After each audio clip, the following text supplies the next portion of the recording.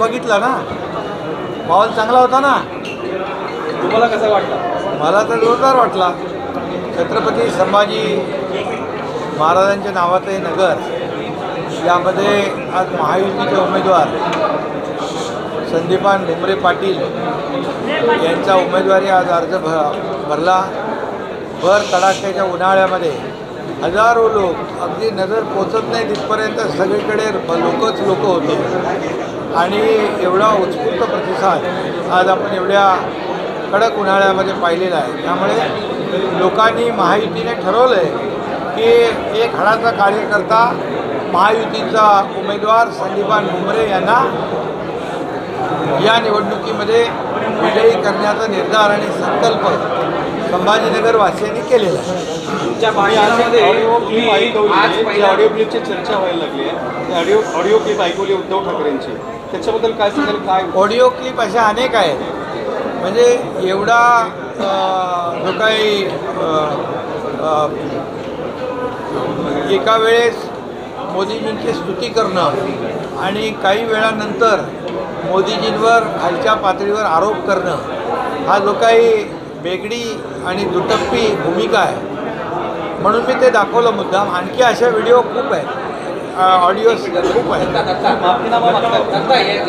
जाहीरनामा खरं म्हणजे काँग्रेसला प्रसिद्ध करण्याचा अधिकार कुठं आहे? 50-60 वर्ष त्यांनी या देशाला खड्ड्यात घातलं. खरं म्हणजे त्याचा हिशोब दिला पाहिजे आणि माफीनामा त्यांनी जाहीर केला पाहिजे. कारण या देशाला अधोगतीकडे नेण्याचं काम 2014 पूर्वी या देशामध्ये बॉम्बस्फोट झाले, दंगली झाल्या, भ्रष्टाचार झाले, मोठमोठे घोटाळे झाले. आता त्याचा हिशोब त्यांनी दिला पाहिजे. आज 2014 नंतर या देशात एकही बॉम्बस्फोट नाही, एकही भ्रष्टाचार घोटाळ्याचा आरोप मोदीजींवर त्यांना करता आला नाही. हा फरक आहे आणि त्यामुळे लोकांनी आता ठरवलेलं आहे या अबकी बार जे काय मोदीजींनी संकल्प आणि निर्धार केले आहे 400 पार, आणि फिर एक बार मोदी सरकार म्हणून जे आज सगळ्यांनी ठरवलं आहे की या देशाला पुढं न्यायचं असेल, या देशाला विकासाकडे न्यायचं असेल, या देशाला प्रगतीकडे न्यायचं असेल, हा देश महासत्तेकडे न्यायचा असेल तर मोदींशिवाय पर्याय नाही. कारण आपण मोदीजींच्या नेतृत्वाखाली इस्रोने चांद्रयान यशस्वीपणे लॉन्चिंग केलं, परंतु काँग्रेसने कितीतरी वेळा प्रयत्न करून इतक्या वर्षामध्ये राहुलजींचं लॉन्चिंग करू शकले नाही. त्यामुळे मोदीजी आणि राहुल त्या व्हिडिओवरून तुम्ही सरडा अशी उपमा दिली आणि यापूर्वी असं सरडा कधी भाषणामध्ये सरडे कधी ना पाहिलेला सरडे तर असतातच, ते रंग बदलतात ना, पण एवढ्या फास्ट रंग बदलणारा सरडा पहिल्यांदा होईल. ते रोज आरोप करतात मुख्यमंत्र्यावर, देवेंद्रजींवर, मोदीजींवर, अमित शाह साहेबांवर, सगळ्यांवर एकमेव त्यांचा अजेंडा आहे आरोप करणं, दिशाभूल करणं, लोकांमध्ये संभ्रम निर्माण करणं. परंतु खालच्या पातळीवरचे आरोप राजकारणाच्या पद्धतीने झालं पाहिजे. निवडणुका खेळीमेळीच्या वातावरणात झाल्या पाहिजे, परंतु खालच्या पातळीवर जाऊन बिलो द बेल्ट हे आरोप जे करतात हे लोकांना पसंत नाही.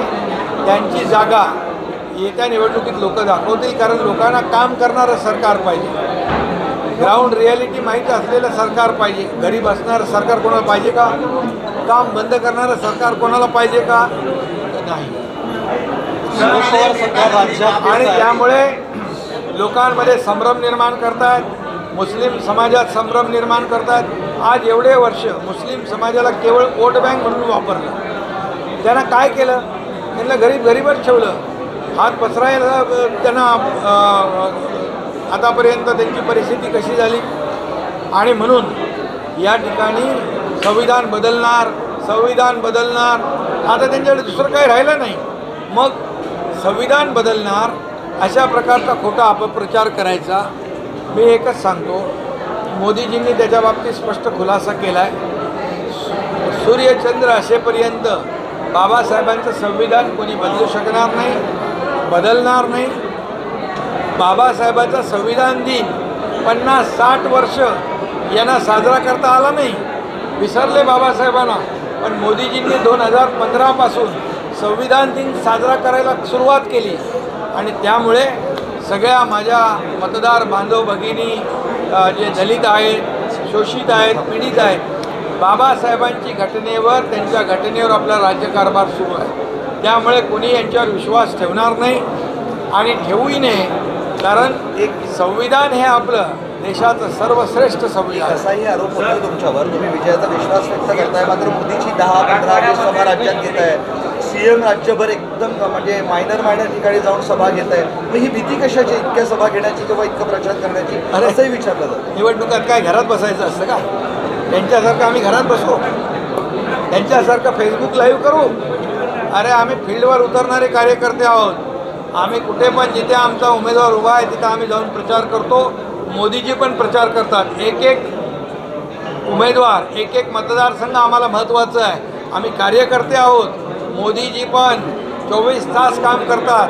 उन्हाळा, पावसाळा, हिवाळा काही बघत नाहीत आणि कडक उन्हाळ्यामध्ये पण आज मोदीजी किती सभा घेत आहेत दिवसातून आपण पाहत आहे. आणि इकडे दुसरे राहुल गांधी थोडं गरम झालं की जातात परदेशात थंडगार हवा खायला. त्यांच्यासारखं हवा खायला जायचं. जे घरी बसणारे आहेत त्यांना घरी बसवणार लोक आहेत. नाशिकच्या जागेवरून राष्ट्रवादीनं एक बैठक घेतली आहे आणि ते एकमताने ठरवत आहेत की जागा राष्ट्रवादीला पाहिजे. त्या जागा तुमच्याकडे आल्यात अशी पण आता सध्या काहीतरी माहिती आहे, दोन्ही जागा. ती जागा शिवसेना लढवणार आहे. पारंपरिक ती जागा आहे आणि आमचं जे काही निर्णय होईल तो समन्वयाने होणार. ठाण्याची पण त्याच्यावर चर्चा चालू आहे. आमच्यामध्ये तुम्ही जे काही विरोधक बातम्या सोडतात त्याच्यावर जाऊ नका. महायुतीमध्ये योग्य समन्वय आहे आणि समन्वयाने निर्णय होणार. आज शरद पवारांनी पण त्यांचा वचननामा आज जाहीर केला, तुम्ही बघितला असेल. वचननामा बघितला. शेतकऱ्यांसाठी तो वचननामा काय, त्याला MSP देणार आणि काय काय आहे ना त्याच्यात. तर शरद पवार साहेब तर कृषी मंत्री पण होते देशाचे, 4 वेळा मुख्यमंत्री पण होते. मग ती अशी वेळ का आली शेतकऱ्यांवर? शेतकऱ्यांना खऱ्या अर्थाने आता बरं 2.5 वर्षामध्ये त्यांच्याकडे सरकार होतं. आज गेल्या 2 वर्षामध्ये, 2 वर्षही झाली नाही, शेतकऱ्यांना दिलेला मोबदला बघा. आतापर्यंतच्या इतिहासामध्ये कधी एवढे पैसे दिले नाही. सगळे नियम, अटी, शर्ती आम्ही बदलल्या. 15,000 कोटी अतिवृष्टी, अवकाळी, गारपिटीला दिले. टोटल 35,000 कोटी योजना. 6,000ची मोदी साहेबांची योजना, त्यात 6,000 आम्ही घातले. 1 रुपयात पीक विमा योजना दिली. असे अनेक निर्णय आम्ही घेतले. त्यामुळे सगळ्यात जास्त शेतकऱ्यांच्या मागं उभं राहणार सरकार आमचं आहे. सध्या जो पाऊस पडलाय बरंच नुकसान झालं आहे. जिथे भीषण पाणी टंचाई आहे, तिथे दुष्काळ आहे, तिथे नुकसान झालं अवकाळी आणि गारपीटमुळे. तिथे सर्व विभागीय आयुक्त, कलेक्टर, मुख्य सचिव यांना सूचना मी दिलेल्या आहेत. निवडणुका येतात जातात, पण शेतकऱ्याला आम्ही वाऱ्यावर सोडणार नाही. त्यांचे पंचनामे होतील, त्यांना तात्काळ नुकसान भरपाई मिळेल, मोबदला मिळेल. जिथे पाणी टंचाई ते टँकरने पाणी मिळेल, चारा मिळेल, कुठे काही कमी पडणार नाही. गेल्या 31 मार्चपर्यंत या 8 दिवसामध्ये 34 आत्महत्या शेतकऱ्यांच्या झालेल्या आहेत. प्रिन्सिपल बेंचने सुमोटो घेऊन आयुक्तांना निर्देश दिलेले आहेत की 16 जूनपर्यंत अहवाल द्या. तुमचा काय दिशानिर्देश आहे? याच्यामध्ये आत्महत्या ही खरं म्हणजे दुःखद घटना आहेत, दुर्दैवी घटना आहेत. शेतकऱ्यांना आमचं नेहमी आव्हान असतं की आत्महत्यापासून आपण दूर राहा. कारण सरकार जे आहे, आज 1 रुपयात पीक विमा योजना दिली आपल्या सरकारने. 6,000 रुपये मोदी साहेबांनी, त्यात आणखी 6,000, 12,000 रुपये आपण टाकले. कायमस्वरूपी ते वर्षाला 12,000 फिक्स मिळणार आहेत. जोडधंदे आपण त्यांना मदत करतोय. त्यामुळे शेतकऱ्यांनी आत्महत्या करू नये अशा प्रकारची नम्र विनंती आणि आव्हान आम्ही त्यांना. शरद पवार सातत्याने महाराष्ट्रात प्रचार करताना नरेंद्र मोदीवर टीका करतायत, सरकारवरती सुद्धा की हे खोटारडे आहे. कोण खोटारडे? पंतप्रधान नरेंद्र मोदींना. पवार साहेबांनी काय अगोदर काय काय जी वक्तव्य केलेली आहेत ती वक्तव्य पण बाहेर येतीलच ना. खोटा कोण आणि खरा कोण? मोदीजींना खोटं बोलायची गरजच नाही. मोदीजींनी जो वचननामा दिला तो पूर्ण केला आहे. म्हणून तर लोक आज देशातले त्यांच्या पाठी आहेत. फक्त आता मोदी गॅरंटी चालते, बाकी गॅरंटी फेल आहे. महायुतीचे संभाजीनगरचे इच्छुक उमेदवार विनोद पाटील यांनी काल माघार घेतली. तर त्यांनी असं म्हटलं की मला मुख्यमंत्र्यांनी सांगितलं होतं, तर त्यामुळेच मी तयारी करत होतो, तर मला नंतर डावललं. ते आपल्या उमेदवाराचं काम करतील, महायुतीच्या उमेदवारासोबत काम करतील आणि महायुतीच्या उमेदवार निवडून आणण्यासाठी ते सहकार्य करतील. वंचित बहुजन आघाडीनं इथला जो उमेदवार दिला होता त्या उमेदवाराला माघारी घेतलेला आहे आणि ते आता काय आता माहीत नाही ते अपमान झाला पण आता मात्र हां आणि साधू संतांचा अपमान हे सगळे महानुभव पंथाचे लोक आहेत, अगोदरच्या वारकरी संप्रदायाचे लोक आहेत. अगोदरच्या सरकारमध्ये साधू हत्याकांड झाला त्या पालघरमध्ये. त्याला सरकारने काय मदत केली, सरकारने कुठल्या ह्याच्यामध्ये त्यांची दखल घेतली, परंतु आमच्या सरकारने आल्या त्या साधू हत्याकांडाची जबाबदारी जी आहे ती ज्यांनी त्या साधू हत्याकांड केला आहे त्यांना त्या जबाबदार धरण्याचं काम, त्यांच्यावर कारवाई करण्याचा निर्णय आम्ही घेतला. त्यांच्या कुटुंबियांना मदत करण्याचं काम आपल्या सरकारने केलं आहे आणि म्हणून आता साधू संत आमच्या सरकारमध्ये, मोदीजींच्या सरकारमध्ये पूर्णपणे सुरक्षित राहतील.